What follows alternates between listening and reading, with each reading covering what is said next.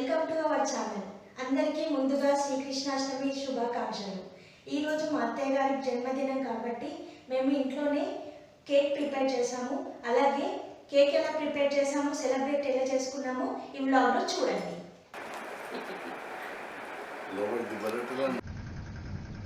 Emmy spongy cake ఎలా చేయాలో ఇప్పుడు మనం చూద్దాము.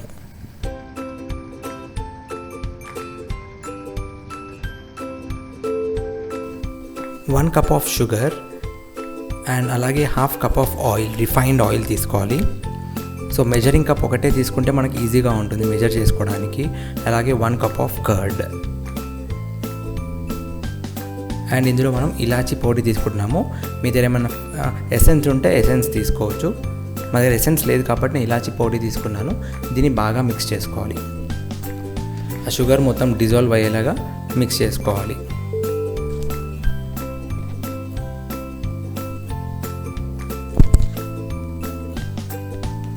ఇలా టెక్స్చర్ రావాలి మొత్తం షుగర్ డిజాల్వ్ అయ్యాక.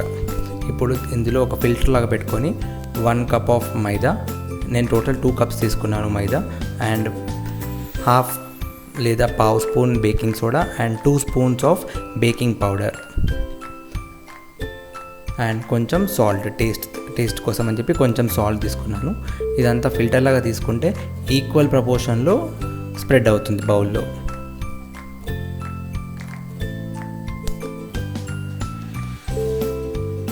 ఇలా వేసుకున్నాక మనం దీన్ని ఒక స్పూన్తో ఈక్వల్గా కలుపుతుండాలి. ఎలా కలుపుతుండాలంటే మీకు ఫ్లఫీగా స్పాంజీగా రావాలి కేక్ అనుకుంటే ఈ వీడియోలో ఉంది కదా ఎలా చూపిస్తున్నాను ఇదే ప్రాసెస్లో కలపాలి. అప్పుడు మనకి స్పాంజీగా ఫ్లఫీగా వస్తుంది. సో ఇలా ఉండాలి టెక్స్చర్ వచ్చేసి.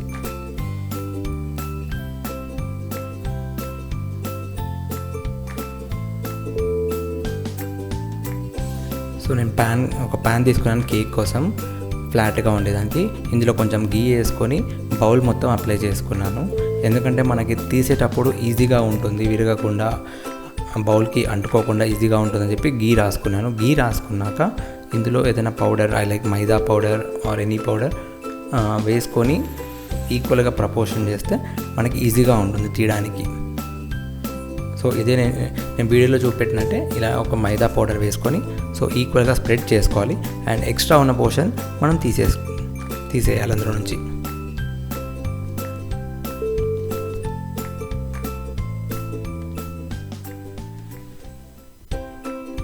అండ్ ఈ బౌల్లో మనం ఇంతకుముందు చేసి పెట్టుకున్నాం కదా బ్యాటర్, ఆ బ్యాటర్ని ఈక్వల్గా స్ప్రెడ్ చేసేసి అండ్ ఒక 2-3 టైమ్స్ ట్యాప్ చేస్తే మనకి ఎయిర్ బబుల్స్ లేకుండా ఉంటుంది అన్నమాట ఇందులో.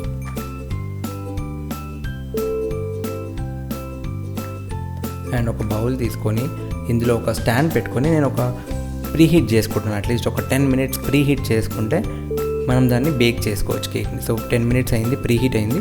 సో ఇందులో మనం చేసి పెట్టుకున్నాం కదా బ్యాటర్ని, దాన్ని పెట్టుకొని అట్లీస్ట్ ఒక 30-35 మినిట్స్ బేక్ చేసుకోవాలి. సో ఆ లోపు మనం టెక్స్చర్ ఎలా చేసుకోవాలో చూద్దాము. కాగి చల్లన్న పాలు లేదా వేడి పాలైనా తీసుకోవచ్చు. 1 కప్ ఆఫ్ పాలు తీసుకున్నాను.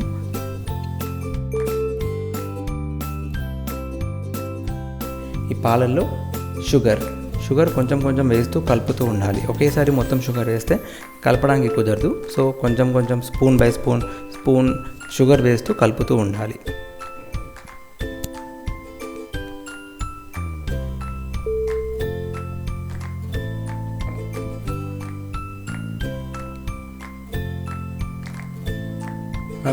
షుగర్ సిరప్ లాగా థిక్గా వస్తుంది అన్నమాట పాలు.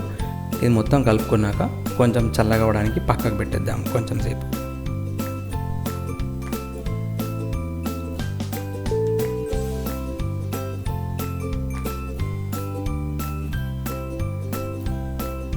సో ఒక బౌల్ తీసుకున్నాను. ఈ బౌల్లో కొంచెం అమూల్ బటర్ తీసుకున్నాను విత్ సాల్టెడ్. అండ్ దీన్ని మొత్తం పేస్ట్ లాగా చేస్తున్నాను. ఎందుకంటే ఇది వచ్చేసి మనకి పైన కేక్ పైన అప్లై చేసుకోవడానికి క్రీమ్ లాగా ఉంటుంది. సో బటర్ని మొత్తం స్మాష్ చేసేసుకొని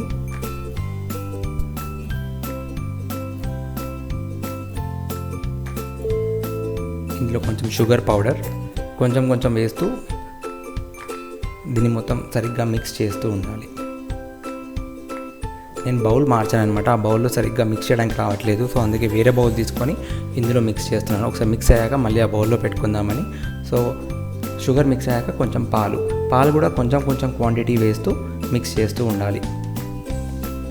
ఇది ఎలా మిక్స్ చేయాలంటే ఆ లిక్విడ్ అంతా మనకి క్రీమీ లాగా రావాలి.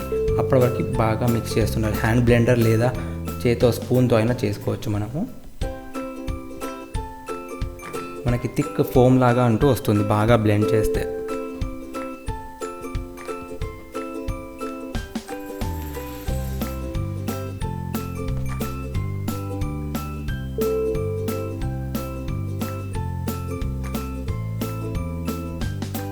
మీకు ఎంత థిక్ కావాలో అంత ఎక్కువసేపు బ్లెండ్ చేయొచ్చు. సో ఆల్మోస్ట్ ఒక 15-20 మినిట్స్ చేశాను నేను. ఇంత థిక్గా వచ్చింది నాకు ఆ పేస్ట్, క్రీమీ. చూడండి ఆ థిక్నెస్ చూడండి, ఆ టెక్స్చర్ వచ్చేసి ఇలా రావాలన్నమాట. సో ఈలోపు మనము బేక్ అయిపోయింది కేక్. దాన్ని బౌల్ నుంచి తీసేద్దాం. కొంచెం చల్లగా అయ్యాక దాన్ని ఓపెన్ చేద్దాం. సో సైడ్స్ నుంచి ఒక నైఫ్ తోటి ఇలా అంటే మనకి ఈజీగా వెళ్ళడానికి బాగుంటుందన్నమాట, ఎక్కడ టచ్ అవ్వకుండా.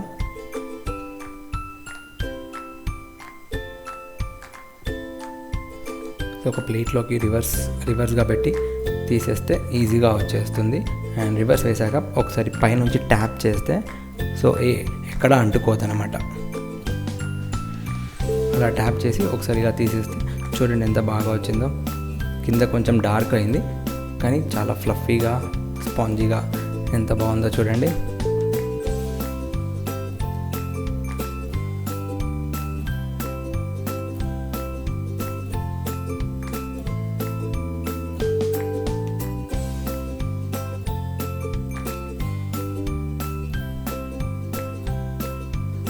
సో దీన్ని మనం కట్ చేసుకోవచ్చు అన్ని లేయర్స్. మీకు 2 అంటే 2-3 లేయర్స్. నేను జస్ట్ 2 లేయర్స్ లాగా కట్ చేసుకున్నాను. లేయర్స్ లాగా కట్ చేసుకుంటే మనకి క్రీమ్ పెట్టుకోవచ్చు అనమాట. అందులో ఇంతకుముందు ప్రిపేర్ చేశాం కదా క్రీమ్, థిక్కీ క్రీమ్. సో నేను 2 లేయర్స్ లాగా కట్ చేసుకున్నాను. 2 లేయర్స్ లాగా కట్ చేసుకున్నాక నేను దీనికి షుగర్ సిరప్ అప్లై చేసుకున్నాను. షుగర్ సిరప్ అప్లై అవ్వాలంటే ముందుగా ఫోర్క్ తోటి అక్కడక్కడ అలా ప్రెస్ చేశాను, ఎందుకంటే షుగర్ సిరప్ లోపలికి వెళ్తుంది డీప్గా అండ్ తీయక వస్తుంది మనకని.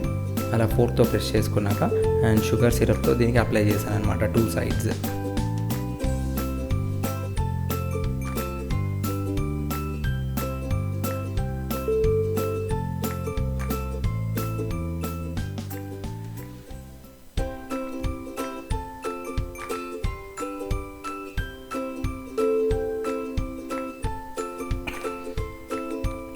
షుగర్ సిరప్తో మొత్తం అప్లై చేసుకున్నాక మనం అప్లై చేసుకున్న పేస్ట్ ఉంది కదా, క్రీమ్ చేసాం కదా, అది ఈక్వల్గా స్ప్రెడ్ చేద్దాము. Either 2 parts are equal. మీరు 2 పార్ట్స్ పైన అప్లై చేసుకోవచ్చు, లేదా 3 పార్ట్స్.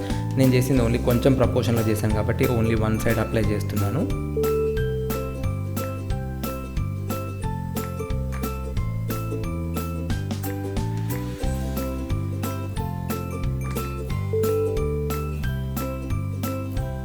ఇలా ఈక్వల్గా స్ప్రెడ్ చేసుకున్నాక పైది క్లోజ్ చేస్తున్నాను. పైన పార్ట్ క్లోజ్ చేసేసి మళ్ళీ మనం కేక్ మొత్తం ఆ క్రీమ్ తోటి మొత్తం డెకరేట్ చేద్దాము.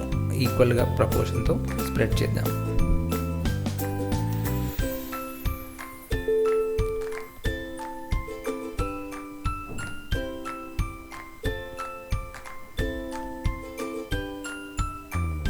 ఇందులో ఏ ఫ్లేవర్స్ అయినా వేసుకోవచ్చు.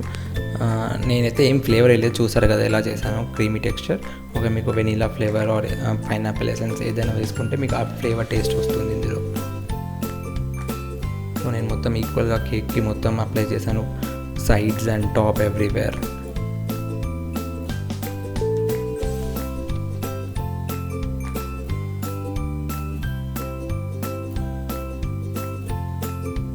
ఇలా మొత్తం అప్లై చేశాక నేను చాక్లెట్ సిరప్తో ఇలా డెకరేట్ చేసుకున్నాను. మీకు ఎలా డెకరేషన్ చేసుకోవాలనుకుంటే అలా చేసుకోవచ్చు. నా దగ్గర చాక్లెట్ సిరప్ ఉంది, సో దీంతో నేను డెకరేట్ చేశాను జస్ట్ డిజైన్ కోసం. లుక్ చాలా బాగుంటుంది కదా ఇలా.